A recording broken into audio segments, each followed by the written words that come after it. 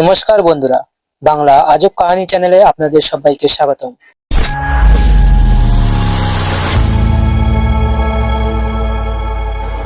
সত্যি কি জগন্নাথ দেবের 56 ভোগ দেওয়া হয়? সত্যি কি নীলমাধব রূপে পূজা করা হয়? মন্দিরের পতাকা সত্যি কি হাওয়ার বিপরীত দিকে ওড়ে? আজকের ভিডিওতে আমি ভগবান জগন্নাথের প্রায় 25টি এমন গোপন রহস্য আপনাদের সাথে শেয়ার করতে চলেছি। তাই আপনি যদি এই চ্যানেলে প্রথমবার এসে থাকেন তাহলে অনুগ্রহ করে সাবস্ক্রাইব করুন, ভিডিওটি লাইক করুন এবং কমেন্ট সেকশনে মন থেকে জয় জগন্নাথ লিখুন। বন্ধুরা, চলুন জগন্নাথ মন্দিরের প্রথম রহস্য নিয়ে কথা বলা যাক। এই মন্দিরে কবে নির্মিত হয়েছিল? জগন্নাথ মন্দিরটি সত্যযুগের রাজা ইন্দ্র নির্মাণ করেছিলেন। এই মন্দিরের সময় সময় সংস্কার হয়েছে। এই মন্দিরের প্রাচীনতম প্রমাণ মহাভারত নবপর্বে পাওয়া যায়। বর্তমানে মন্দিরটি 7ম শতাব্দী নির্মিত হয়েছিল, তবে এই মন্দিরটি খ্রিস্টপূর্বে 2য় শতাব্দীতে নির্মিত হয়েছিল। এখানে অবশিষ্ট মন্দিরটি 3বার ধ্বংস হয়েছে।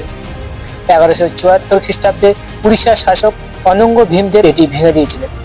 মূল মন্দিরের চারপাশে প্রায় 30টি ছোট বড় মন্দিরে প্রতিষ্ঠিত আছে। জগন্নাথ মন্দিরের দ্বিতীয় রহস্য হলো এখানে নীলমাধব রূপে পূজা করা হয়। ব্রহ্ম ও স্কন্দ পুরাণে অনুসারে ভগবান বিষ্ণু এখানে পুরুষোত্তম নীলমাধব রূপে অবতার গ্রহণ করেন এবং সবর জাতির সর্বাধিক পূজনীয় দেবতা হয়ে ওঠেন। জ্যৈষ্ঠ পূর্ণিমা থেকে আষাঢ় পূর্ণিমা পর্যন্ত জগন্নাথজির সমস্ত আচার অনুষ্ঠান পালন করেন। জগন্নাথ মন্দিরের তৃতীয় গোপন রহস্য, শ্রী হরি শ্রী রাম রূপে পূজিত হতেন। বন্ধুগণ, এখানে পুরুষোত্তম হরিকেও ভগবান রাম হিসেবে গণ্য করা হয়। রামায়ণের উত্তরকাণ্ড অনুসারে ভগবান রাম রাবণের ভাই বিভীষণকে তার ইচ্ছাকু বংশের কুলদেবতা ভগবান জগন্নাথের পূজা করতে বলেছিলেন। আজও পুরী শ্রী মন্দিরে বিভীষণ সেই পুজোর ঐতিহ্য প্রচলিত আছে। জগন্নাথ মন্দিরের চতুর্থ রহস্য, বন্ধুরা, পরবর্তীকালে নীলমাধব শ্রীকৃষ্ণ অর্থাৎ শ্রী হরি বিষ্ণুর 8ম অবতার রূপে পূজিত হতে শুরু করেন। তার বড় ভাই বলভদ্র এবং বোন সুভদ্রাও পূজিত হতে শুরু করেন। জগন্নাথ মন্দিরের পঞ্চম রহস্য, মন্দিরটি মহাবলী হনুমান দ্বারা সুরক্ষিত। বন্ধুরা, ইস্কন পুরাণ অনুসারে পুরী একটি দক্ষিণমুখী শঙ্খের মতো আকৃতি এবং এটি 5 কোষ এলাকা জুড়ে বিস্তৃত। বিশ্বাস করা হয় যে প্রায় 2 কোষ বঙ্গোপসাগরে নিমজ্জিত রয়েছে। এর উদার হলো মহাদতী নদীর জলে ধৌত সমুদ্রের সোনালী বালি। এর মস্তক অঞ্চলটি পশ্চিমে অবস্থিত, যা মহাদেব দ্বারা সুরক্ষিত। ষষ্ঠম রহস্য, শঙ্খের অন্য বৃত্তির শিবের আরেক রূপ ব্রহ্মকপাল মোচন অধিষ্ঠিত আছেন। বিশ্বাস করা হয় যে ভগবান ব্রহ্মার একটি মাতা মহাদেবের হাতে তালুতে আটকে গিয়ে এখানে এসে পড়েছিল। তখন থেকেই এখানে মহাদেবের ব্রহ্মা রূপে পূজা করা হয়। শঙ্খের তৃতীয় প্রকোষ্ঠা মাতা বিমলা উপবিষ্ট এবং নাভিতে ভগবান জগন্নাথ রথের সিংহাসনে আসেন। সমুদ্র থেকে রামের দূত ভগবান হনুমান ওই স্থানটি রক্ষা করেন। জগন্নাথ মন্দিরের ষষ্ঠ রহস্য হলো মন্দিরের ভিতরে অসম্পূর্ণ প্রতিমার পূজা। বন্ধুরা, এটি বিশ্বের একমাত্র মন্দির যেখানে শ্রীকৃষ্ণ, বলরাম ও সুভদ্রার অসম্পূর্ণ মূর্তি রয়েছে এবং সেগুলোও কাঠের তৈরি। মূর্তিগুলো প্রতি 16 থেকে 18 বছর পর পর বদলানো হয়। মূর্তিগুলো অসম্পূর্ণতা এবং কাঠের কাঠামো পিছনে এক দীর্ঘ কাহিনী রয়েছে, যা রাজা ইন্দ্রদূম এবং তার স্ত্রী গণ্ডিচার সাথে সম্পর্কিত। জগন্নাথ মন্দিরের সপ্তম রহস্য, পতাকা বাতাসে ওড়ে। শ্রী জগন্নাথ মন্দিরের চূড়ায় স্থাপিত লাল পতাকাটি সর্বদা বাতাসে ওড়ে। কেন এমন হয় তা কেবল বিজ্ঞানীরাই ব্যাখ্যা করতে পারেন, তবে এটা অবশ্যই আশ্চর্যজনক যে প্রতি সন্ধ্যায় মন্দিরের চূড়ায় পতাকাটি সর্বদা বাতাসে বিপ্লুব্ধ করে। পতাকাটি এতটাই চমৎকার যে তার দর্শকদের মুগ্ধ করে। পতাকাটি অর্ধচন্দ্র রয়েছে, যা ভগবান শিবের প্রতীক। জগন্নাথ মন্দিরের অষ্টম রহস্য, গম্বুজের কোনো ছায়া পড়ে না। মন্দিরের কাছে দাঁড়ালে গম্বুজটি দেখা অসম্ভব। দিনের কোনো সময়ের মূল গম্বুজের কোনো ছায়া পড়ে না, বা বলা ভালো মূল গম্বুজের ছায়া অদৃশ্য থাকে। জগন্নাথ মন্দিরের নবম রহস্য, এটি ভারতের সবচেয়ে জাঁকজমকপূর্ণ এবং সবচেয়ে উঁচু মন্দির। এটি 40,000 বর্গফুট এলাকা জুড়ে বিস্তৃত এবং এর উচ্চতা প্রায় 214 ফুট। জগন্নাথ মন্দিরের দশম রহস্য, বন্ধুরা, পুরীর যে কোনো জায়গা থেকে জগন্নাথ মন্দিরের চূড়া থেকে সুদর্শন চক্রের দিকে তাকালে মনে হবে এটি সব সময় আপনার দিকেই মুখ করে আছে। একে নীলচক্র বলা হয়। এই চক্রটি 8টি ধাতু দিয়ে তৈরি এবং এটিকে অত্যন্ত পবিত্র ও পুণ্যময় বলে মনে করা হয়। জগন্নাথ মন্দিরের 11তম রহস্য, হাওয়ার দিক সাধারণ দিনে বাতাস সমুদ্র থেকে ভূমির দিকে বয় এবং সন্ধ্যা তার উল্টোটা ঘটে। কিন্তু পুরীতে এর বিপরীত হয়। বেশিরভাগই সৈকতে বাতাস সাধারণত সমুদ্র থেকে ভূমির দিকে বয়, কিন্তু এখানে বাতাস ভূমি থেকে সমুদ্রের দিকে বয়। জগন্নাথ পুরীর দ্বাদশ গোপন রহস্য। গম্বুজের উপর দিয়ে পাখি ওড়ে না। বন্ধুরা, মন্দিরের গম্বুজের চারপাশে কোনো পাখি কখনো উঠতে দেখা যায়নি। এর উপর দিয়ে বিমানও উঠতে পারে না। এটি একটি নো ফ্লাই জোন। দেখা গেছে যে ভারতের বেশিরভাগই মন্দির, গম্বুজ বা মসজিদের উপর পাখিদের বসতে বা উঠতে দেখা যায়, কিন্তু জগন্নাথ পুরী মন্দিরে এমন কিছু ঘটে না। যদি এমন কোনো ঘটনা ঘটে যা আগে কখনো ঘটেনি, তবে তা ভগবান জগন্নাথের পক্ষ থেকে এটি ইঙ্গিত। কখনো কখনো হঠাৎ করে ভগবান জগন্নাথের মন্দিরে একটি পাখি উঠতে বা বসতে দেখা যায় এবং ভক্তরা এটিকে ভগবান জগন্নাথের পক্ষ থেকে একটি ইঙ্গিত বলে মনে করেন, এবং এটি 80% সত্য। জগন্নাথ মন্দিরের 13তম রহস্য। জগন্নাথ মন্দিরে রয়েছে বিশ্বের বৃহত্তম রান্নাঘর। বন্ধুরা, 500 জন রাঁধুনি এবং 300 জন সহকারী ভগবান জগন্নাথের নৈবেদ্য প্রস্তুত করেন। প্রায় 20 লক্ষ ভক্ত এখানে ভোজন করতে পারেন। মন্দিরের ভিতরে সারা বছর ধরে রান্নার জন্য প্রচুর খাবার থাকে। প্রসাদে একটি দানাও কখনো নষ্ট হয় না।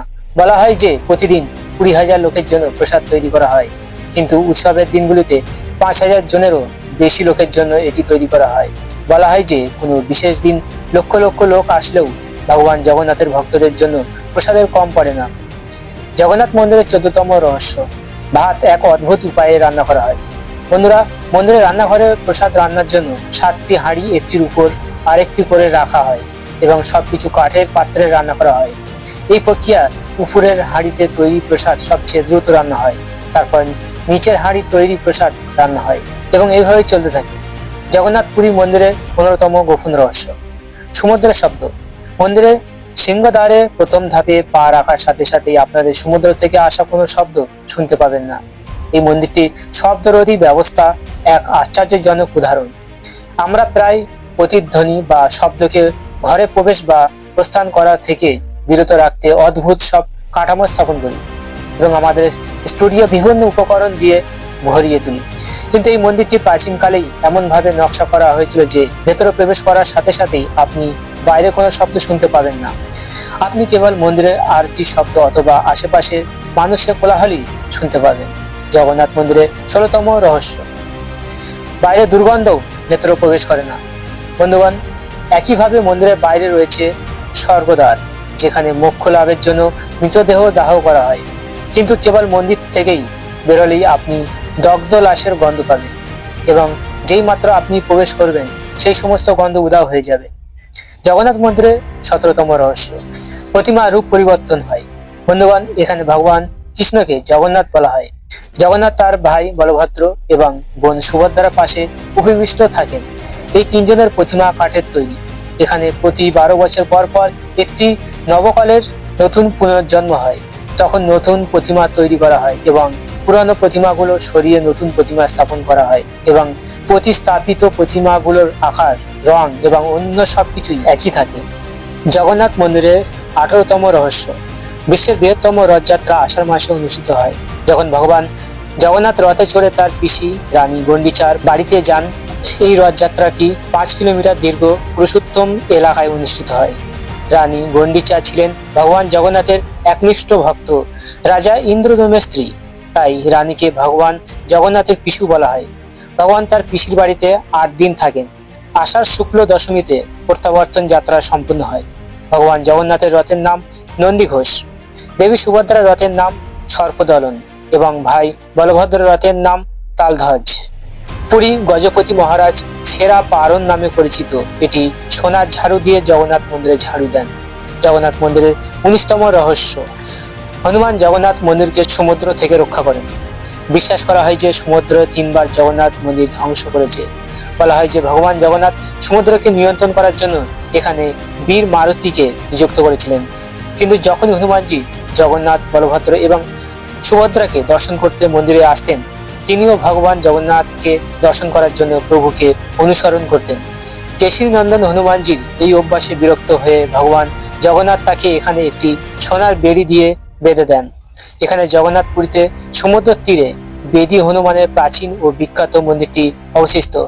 ভক্তরা শৃঙ্খলিত হনুমানকে দর্শন করতে এই মন্দিরে আসে।